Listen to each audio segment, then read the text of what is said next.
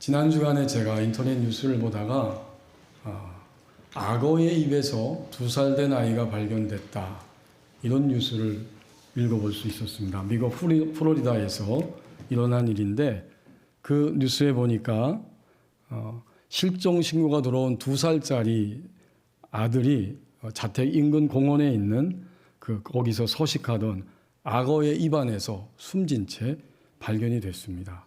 그리고 그 바로 앞서서는 그의 어머니가 몸에 자상을 입은 채 거주하던 아파트에서 숨진 채로 발견이 됐고, 그 다음에 실종 신고가 들어온 거예요.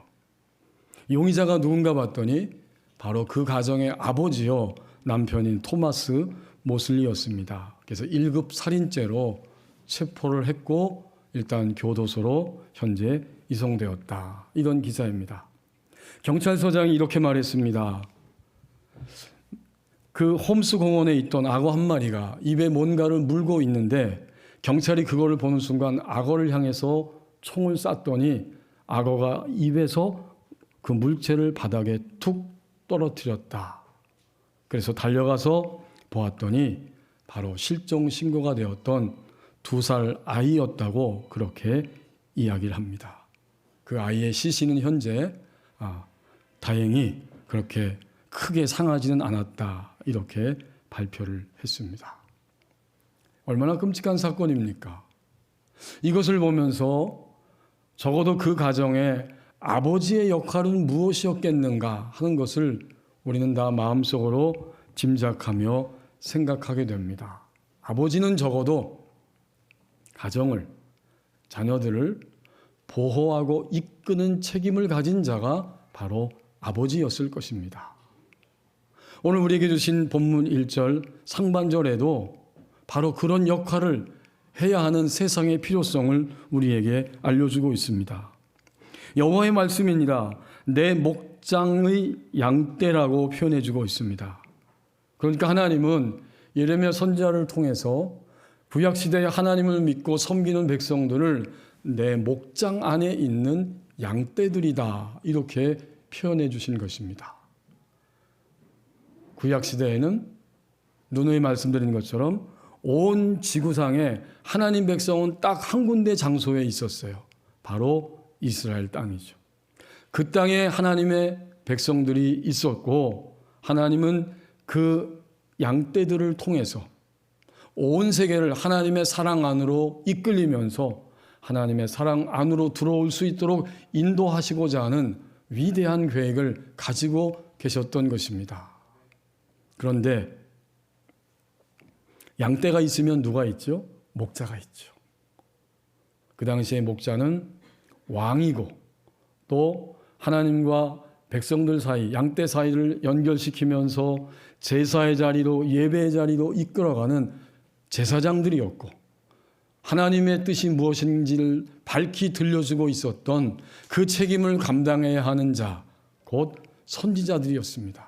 그러고 보면 왕, 그리고 제사장, 선지자, 이들은 모두가 다 사람들을 이끌고 보호해야 하는 바로 목자들의 역할을 감당하는 사람들입니다. 그렇다면 우리는 분명히 깨달을 수가 있습니다. 1절 상반절 말씀대로 우리가 주님을 믿고 예수님을 받아들이는 순간 우리는 다 주님 목장 안에 있는 양떼들이다. 그리고 동시에 우리는 또한 누군가를 보호하고 이끌어야 하는 목자의 역할을 감당하는 사람들입니다. 예레미야 선지자 당시에 왕과 제사장과 선지자들뿐만 아니라 하나님 앞에 제사한다고 나와서 열심히 제사를 드리는 일반 백성들조차도 거짓과 살인과 간음과 헛된 욕망을 추구하며 살아가고 있었습니다. 그러니까 그들 모두는 다 마땅히 목자이어야 하지만 목자의 삶을 살지 않았고, 또 동시에 더 많은 책임을 맡겨주었던 왕과 선지자와 제사장들은 자신들에게 맡겨진 양떼를 제대로 돌보지 못하고 있었던 것입니다. 그러고 보면 오늘 예배하는 우리는 양떼이고 동시에 목자라고 하는 사실을 분명히 깨닫게 됩니다. 그 시대에도 진정한 의미에서 목자가 필요한 세상이었고 이 땅에 살아가는 오늘도 진정한 의미에서 목자가 필요한 세상입니다.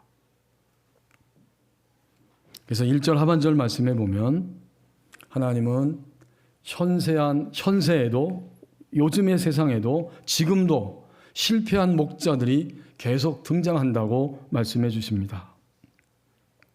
그 시대에 많은 목자들이 있었는데 1절 하반절에 보면 양떼를 멸하며 흩어지게 하는 목자에게 화 있으리라. 실패한 목자들이에요. 양떼를 멸하며 흩어지게 합니다. 그러니까 그 당시의 목자들은 이 두 가지 모습으로 실패하고 있는 거예요. 하나님이 두 가지로 묘사해 주고 있어요. 먼저 양떼를 멸하는 거예요. 멸하는 것은 파괴시키고 죽이는 것이고 또 흩어지게 하는 것은 몰아내고 쫓아내는 것입니다. 목자들이 양떼를 파괴하고 죽이고 몰아내고 쫓아내는 이러한 일들을 행하고 있었어요.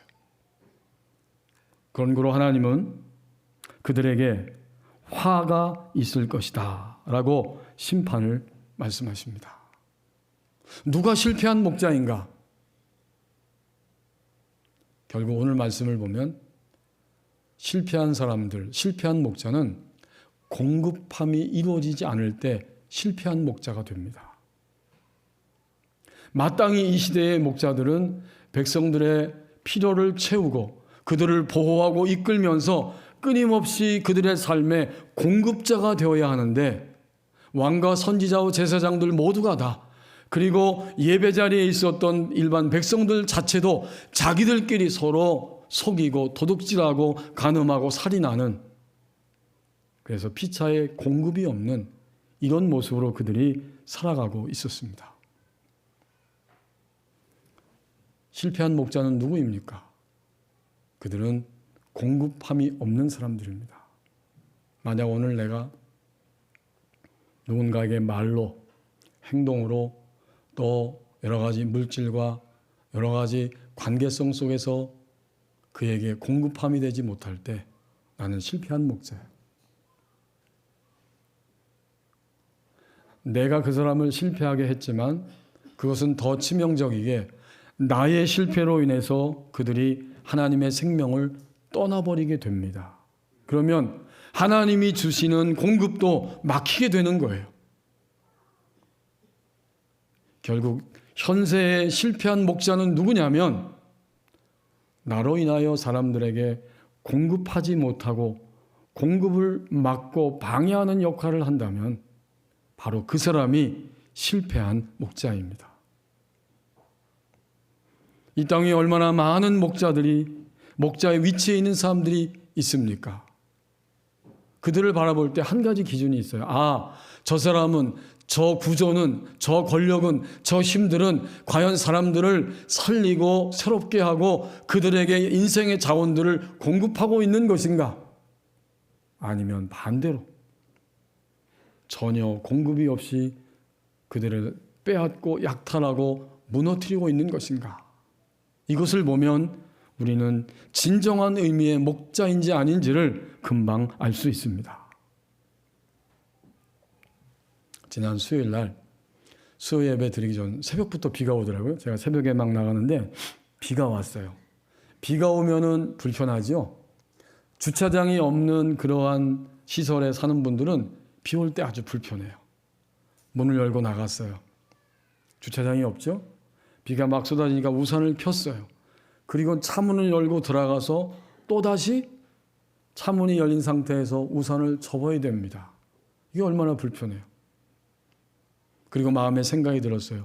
오늘 비가 오면 이 비 때문에 수요 예배에 못 오실 분들도 있겠다. 이런 생각이 들었는데 역시 비가 와서 안 오시는 게 아니고 못 오시는 분들이 수요일 날 있으셨어요. 비는 이렇게 종종 우리의 활동을 가로막기도 합니다. 하지만 우리 어르신들이 잘 아시는 것처럼 이 법원리 지역에서 봄비는 굉장히 필요하고 절실하죠. 농사를 짓기 때문에 봄비가 와야 농사를 원활하게 지을 수 있습니다. 우리나라 국립기상연구소에서 봄비의 가치가 얼마나 될까 하는 것을 수치로 나타낸 글을 읽어보았습니다. 우선 봄비가 내리면 유익한 점이 많다는 거예요. 수자원을 확보합니다. 그리고 가뭄이 해소되고 미세먼지가 제거되고 산불을 예방할 수 있게 됩니다. 이런 모든 것들을 가치로 환산했을 때 봄비의 경제적 가치가 2,900억이 넘는다고 분석했어요. 놀라지도 않죠? 2,900억. 굉장한 돈입니다. 댐 저수지에 확보된 수자원의 가치가 59억 2천만 원, 미세먼지, 이산화질소, 일산화탄소 이런 대기오염 물질의 농도를 낮춘 것이 1,754억, 산불 방지 효과가 4억 8천만 원, 가뭄 피해 예방이 1,086억 5천만 원 등입니다. 어마어마하죠. 더 나아가서 봄비를 머금고 피는 진달래, 개나리, 벚꽃의 아름다움까지 포함시킨다면 그야말로 봄비는 불편할 수는 있지만 사람들에게 살아갈 수 있도록 공급을 주는 봄비입니다. 공급은 이런 것입니다. 그래서 하나님이 말씀하십니다. 오늘 1절 하반절에서 이렇게 양떼를 멸하며 흩어지게 하는 공급하지 않는 목자에게 화 있으리라. 그들에게 하나님이 화를 내리시겠다고 말씀하고 있어요. 현세에는 여전히 실패한 목자들이 계속 등장하고 있습니다.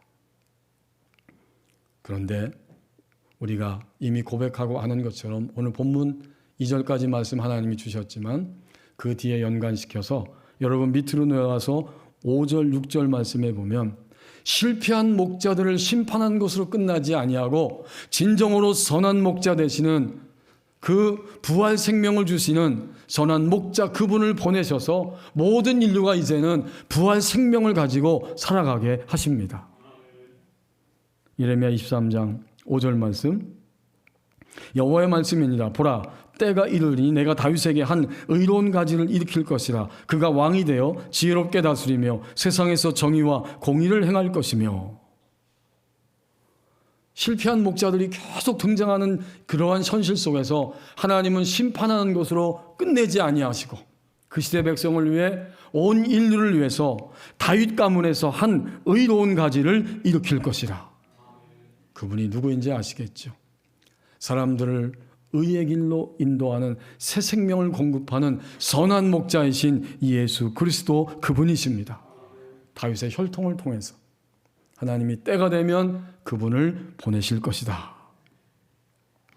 그래서 6절에 보면 그분이 오는 그의 날에는 하나님 백성 유다는 구원을 받겠고 하나님 백성 이스라엘은 평안히 살 것이며 그의 이름은 여호와 우리의 공의라 일컬음을 받으리라.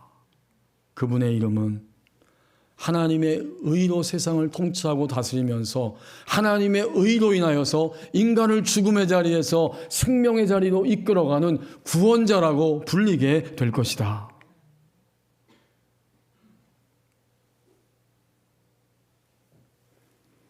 예수 그리스도는 이 땅에 찾아오셔서 바로 자신을 선한 목자라고 이미 말씀해 주셨습니다. 어디에서? 요한복음 10장 10절 11절 말씀에 나옵니다. 도둑이 오는 것은 도둑질하고 죽이고 멸망시키려는 것뿐이요 내가 온 것은 양들로 생명을 얻고. 중요하지요. 예수님 선한 목자 돼서 이 땅에 오셔서 하신 일은 먼저 죽어가는 인간에게 생명을 얻게 하는 거예요.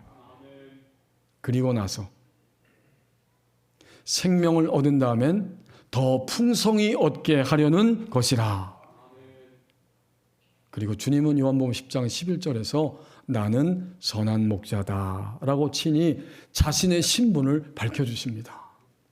거짓 목자들이 끊임없이 실패하는 목자들이 일어나는 이 땅 가운데에서 선한 목자이신 주님은 부활 생명을 주시는 목자로 이 땅 가운데 찾아오셨어요. 생명을 얻는 것은 영생을 얻는 것이죠. 영생은 늘 말씀드린 것처럼 영원히 산다는 시간 개념도 있지만 그것을 넘어서서 우리는 여기 있든지 저기 있든지 이제부터는 예수님을 믿는 순간 예수님과 삼위일체 하나님과 함께 우리의 모든 삶을 영원히 살아갑니다. 질적 차원에서의 영생은 하나님, 삼위일체 하나님과 함께 사는 삶이 영생이에요. 죽어도 주님을 믿고 죽었기 때문에 다시 살아날 것이고 부활할 것이고 예수님처럼, 그리고 부활한 이후에도 영원히 하나님과 함께 새로운 몸으로 이 땅 위에서 하나님 새롭게 창조하신, 새롭게 만드신 새하늘과 새 땅에서 영원토록 살아가게 됩니다. 그러니 여러분, 바로 이 예수님이 실패가 없는 부활 생명을 주시는 선한 목자이십니다. 그렇다면 우리 그리스도인들은 이제부터 어떻게 살아가는 것이냐? 부활 생명을 가진 자이기 때문에 부활 생명을 가진 자답게 우리의 남은 생애를 살아갑니다. 우리 안에 이미 부활 생명이 들어와 있어요. 목회하시는 어떤 목사님이 자기 교회 아들과 며느리를 통해서 그 시아버님이 예수님을 영접한 그분의 이야기를 들려준 적이 있습니다. 이제 아들, 며느리가 기도하고 끊임없이 말씀을 드려서 예수님을 믿게 되었어요. 몸은 병들어서 이제 이 땅을 떠날 때가 다가왔는데 주님을 영접했어요. 몸이 점점 안 좋아지셔서 드디어 병원에 돌아가셨습니다. 목사님이 신방을 갔어요. 그 이제 마지막 임종이 얼마 안 남았으니까 목사님이 하실 이야기도 정해져 있죠. 너무 중요하죠. 그래서 그 아버님한테 아버님, 예수님이 아버님의 생명이시고 선한 목자이신 것을 믿으시죠? 그랬더니 아멘 그러시더라고요. 안심이 됐어요. 두 번째 물어봤어요. 그러면 아버님이 이 땅을 떠날 때에도 하나님의 품에 갈 것이고 예수님처럼 다시 새로운 몸으로 부활할 것도 믿으시지요? 물어봤어요. 이 아버님이 대답이 없어요. 큰일 났다. 아들도 며느리도 목사님도 걱정이 되는 거예요. 왜 대답이 없으실까? 가만히 있다가 숨을 몰아쉬면서 있는 힘을 다해서 이렇게 이야기를 하셨습니다. 목사님, 지금 이렇게 날이 어두워지고 해가 져가고 있는데 내일 아침에도 분명히 저 태양이 떠오를 것입니다. 나도 분명히 예수님 때문에 부활할 것을 확신합니다. 그 한마디 남기고 가셨어요. 하나님 품으로. 부활 생명이 바로 그 안에 있었기 때문입니다. 이제 부활 생명을 가진 우리는 부활 생명을 가진 자답게 이 땅 위에서 살아가는 거예요. 그것이 어떻게 사는 것입니까? 예수님과 나와 동일시하면서 살아가는 거예요. 예수님에게 일어난 일은 나에게도 일어난 일이고 예수님에게 일어난 일이 있기 때문에 나도 예수님의 말씀을 붙잡고 선포하고 그것을 주장하고 간구할 때 내 안에도 그런 일이 똑같이 일어납니다. 이것을 로마서 6장 5절에서 11절까지 길게 설명해 주고 있는데 로마서 6장 5절과 11절 말씀만 찾아보면 이렇게 이야기해 주고 있습니다. 여러분, 로마서 6장 5절 11절 말씀, 이게 예수님과 그리스도인의 동일시 사건을 설명하는 말씀이에요. 6장 5절 말씀에 이렇게 말합니다. 만일 우리가 그의 죽으심과 같은 모양으로 연합한 자가 되었으면 또한 그의 부활과 같은 모양으로 연합한 자도 되리라. 동일시예요. 주님에게 일어난 일은 나에게도 일어난 거예요. 그렇다면 부활 생명을 가진 자는 이 동일시를 가지고 살아가는데 11절 말씀, 이와 같이 너희도 너희 자신을 죄에 대하여는 죽은 자요 그리스도 예수 안에서 하나님께 대하여는 살아있는 자로 여길지어다. 이 단어가 굉장히 중요해요. 마지막에 여길지어다. 우리는 여기는 거예요.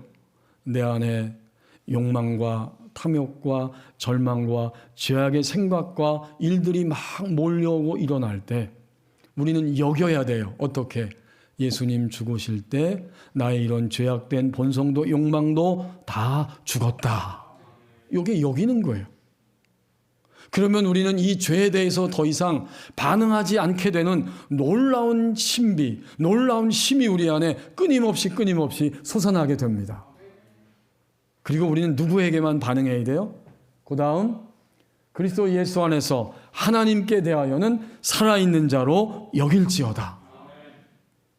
이제는 하나님의 말씀대로 주장하고 선택하고 그리고 반응하면 신기하게도 예수님의 부활 생명이 내 안에 있어서 하나님이 원하시는 길을 향해 점점 걸어갈 수 있게 됩니다. 이게 동일시 사건이에요. 주님 죽으실 때 나의 죄된 본성도 나의 죄악된 그러한 모든 것들도 십자가에서 죽었고 주님 부활하실 때 나의 이 썩을 육체도 다시 부활한 것이고 앞으로 부활할 것이고 하나님의 뒤를 따라가는 새 생명이 내 안에 능력으로 나타납니다. 이 여긴다는 말이 이렇게 중요해요. 부활 생명을 가진 자는 이렇게 살아갑니다. 대표적으로 그렇게 살아간 한 사람이 있습니다. 그게 누굴까요? 하나님이 오늘 예레미야를 읽게 하셨으니까 예레미야 선지자가 부활 생명을 가지고 살았어요. 예레미야 선지자는 구약시대 성도지만 구약과 신약 모두 다 합해서 하나님 앞에서 이미 주님을 믿을 때 부활 생명이 그 안에 있었고 그는 부활 생명을 가진 자로 자신의 인생의 시간표들을 살아갔어요. 그 하나의 단면을 우리는 확인해 볼 수 있습니다. 예레미야 28장 10절 11절 말씀에서 본문으로 돌아오시고 더 넘기셔서 예레미야 28장 10절 11절 말씀을 읽겠습니다. 선지자 하나냐가 선지자 예레미야의 목에서 멍에를 빼앗아 꺾고 모든 백성 앞에서 하나냐가 말하여 이르되 여호와께서 이와 같이 말씀하시니라 내가 2년 안에 모든 민족의 목에서 바벨론 왕 느부갓네살의 멍에를 이와 같이 꺾어버리리라 하셨느니라 하며 선지자 예레미야가 자기의 길을 가니라. 아멘. 여기 보면 언제 일어난 일이냐? 28장 1절이 가르쳐주고 있는 것처럼 유다 왕, 유다의 마지막 왕 시드기야가 다스리기 시작한 지 4년째, 5째 달에 이런 일이 일어난 거예요. 하나님은 이미 말씀하셨어요. 예레미야야, 너 줄을 가지고 내 목에 걸고 멍에를 만들어서 이 멍에를 쥐고 다녀라. 내가 백성들에게 선포하기를 하나님이 이 온 세상을 지금 다스릴 때 바벨론이라고 하는 나라에 모든 권세를 주어서 이방 나라도 복종하게 하고 나의 백성 너희들도 나의 심판을 따라서 너희도 바벨론 땅에서 기한이 차기까지 거기서 그늘 아래서 살면서 고통 속에 있겠지만 내가 너희를 거기서도 지키고 보호하고 번성하게 할 것이다. 이걸 선포하라고 줄을 달아서 멍에를 메고 다니라는 거예요. 이제 예레미야가 그렇게 선포하며 다니니까 오늘 28장 10절 말씀에서 그 당시에 선지자인 하나냐가 달려와서 예레미야의 목에서 멍에를 빼앗아서 꺾어버립니다. 그리고 말하기를 앞으로 2년 안에 1차, 2차의 포로로 잡혀갔던 모든 사람들이 다 돌아올 것이고 우리나라는 다시 번영할 것이다. 이러한 상황이 벌어졌습니다. 그러나 예레미야는 자기의 멍에를 빼앗기고 그것이 꺾어졌을 때 묵묵히 어떻게 해요? 11절 끝부분에 있는 것처럼 선지자 예레미야가 자기의 길을 가니라. 이게 부활 생명을 가진 자의 모습이에요. 무엇입니까? 부활 생명을 가진 자는 분별하는 거예요. 하나냐는 거짓 선지자고 예레미야만이 그 시간 그 시대에 하나님이 말씀하실 수 있는 유일한 선지자였는데 백성들은 분별이 없어요. 하나냐도 선지자지만 분별이 없어요. 예레미야는 분별했어요. 부활 생명을 가진 자는 분별하며 살아가는 거예요. 분별은 뭘까요? 장로신학대학의 영성신학을 가리키는 김경훈 교수님이 자신의 책에서 분별을 이야기하면서 분별은 하나님을 선택하는 것이다. 맞는 말이에요. 이제 우리가 부활 생명을 가졌다면 수많은 일들과 사건들과 아픔들이 도전들이 내 내면 안에 있고 우리 삶 속에 있어도 우리는 거기서 철저하게 하나님을 선택합니다. 그러면 부활 생명을 가진 자로 사는 거예요. 그리고 부활 생명을 가진 자로 사는 삶은 하나냐와 예레미야 선지자의 대결을 통해서 보는 것처럼 이것은 굉장한 도전과 두려움이에요. 심지어 예레미야는 이렇게 선포하고 다니다가 물이 없는 진흙덩어리 구덩이 속에 갇히기까지 했어요. 사람들이 예루살렘 그 바벨론을 섬겨야 한다고 하니까 잡아다가 구덩이에 집어넣어 버렸어요. 성중에 먹을 것도 다 떨어졌는데 죽을 수밖에 없어요. 두렵습니다. 그러나 부활 생명을 가진 예레미야는 구덩이에 떨어지는 두려움이 있어도 자기의 길을 포기하지 않았습니다.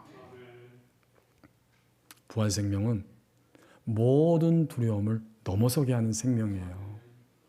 하나님이 나의 인생을 책임져 주십니다. 이 부활 생명이에요. 인류 최대의 원수인 죽음도 통과할 것이고 반드시 통과해야 하지만 통과하는 순간 하나님의 새 생명으로 우리를 새롭게 재창조해 주십니다. 부활 생명이에요. 모든 두려움을 넘어서게 하고요. 그리고 마지막 부활 생명을 가진 자는 결국 왕의 죄, 거짓 선지자들의 죄, 백성들의 죄가 난무하는 세상에서 죄를 이기는 경험 속에 예레미야는 살아갔습니다. 오늘도 부활 생명은 이거예요. 죄에 대해서 저주하고 원망하고 한탄하고 절망하는 면도 있지만 우리 부활 생명을 가진 그리스도인은 마침내 죄를 이기는 경험 속에 우리의 시간들을 살아갑니다.